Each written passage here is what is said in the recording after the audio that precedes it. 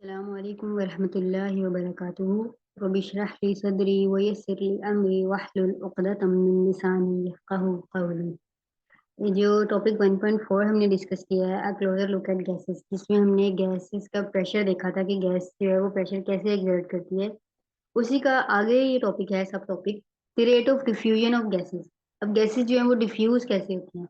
सबसे पहली बात तो ये है कि डिफ्यूजन होती क्या है। डिफ्यूजन जो है वो आपको पता है, हमने पहले भी ये डिस्कस किया है कि डिफ्यूजन क्या होती है।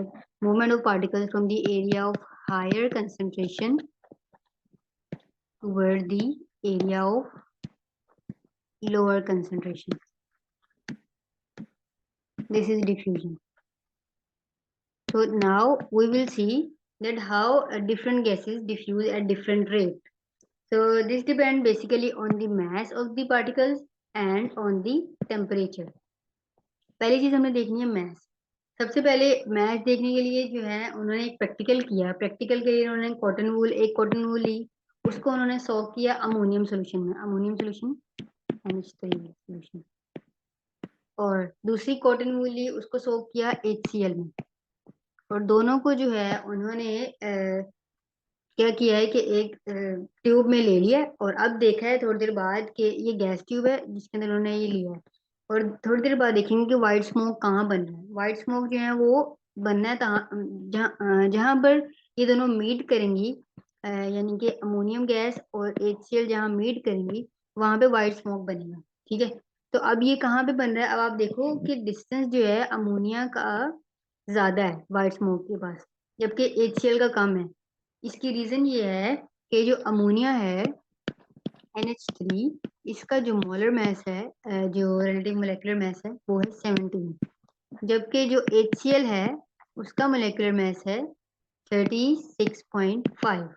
तो अब आप खुद देख लें कि अमोनिया का मास जो है वो कम है एज कम्पेयर टू HCl। तो ये एक ऑब्वियस बात है कि जब किसी चीज का मास कम होता है तो वो जल्दी डिफ्यूज कर जाती है, जल्दी वो उसके अंदर मूवमेंट ज्यादा तेजी से होती है। अब आप दो लोगों में कंपेरिजन करें, एक पतला हो और एक मोटा हो, तो ज्यादा जल्दी कौन भाग सकता है। ऑब्वियसली जो पतला है वही भाग सकता है ना।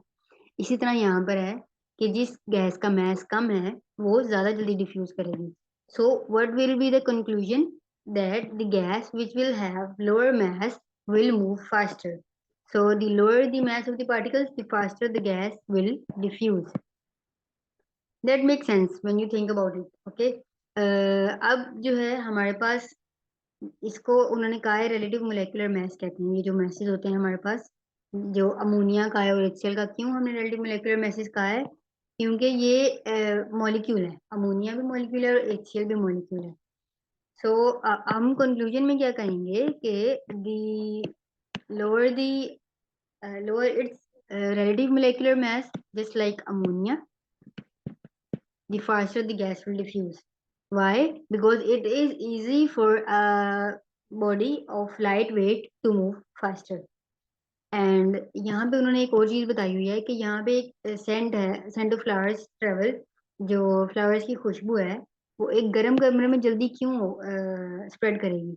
ऑब्वियसली गर्म कमरे में जल्दी इसलिए स्प्रेड करेगी क्योंकि यहाँ पर जो है उसको टेम्परेचर मिलेगा। टेम्परेचर मिलने की वजह से क्या होगा, they will the particles will get kinetic energy, और जब ऑब्वियसली जब एनर्जी मिलेगी तो movement will be fast, fast movement. अब दूसरा है टेम्परेचर। ये इसी में ही मैंने आपको बता दिया है कि जब हमारे पास गैस को हीट करते हैं तो क्या होता है कि इसके जो पार्टिकल्स हैं वो हीट एनर्जी ले लेते हैं और वो फास्टर मूवमेंट करते हैं, जैसे काइनेटिक एनर्जी। ये आप अगर इस चीज को याद रख लेना कि kinetic energy is directly proportional to temperature, तो आपका ये चैप्टर तो वैसे ही हो जाना है। तो जब हमने गैस को हीट किया है तो उसके अंदर क्या हुआ है, इन्होंने हीट एनर्जी ले ली है और उनकी काइनेटिक एनर्जी बढ़ गई है।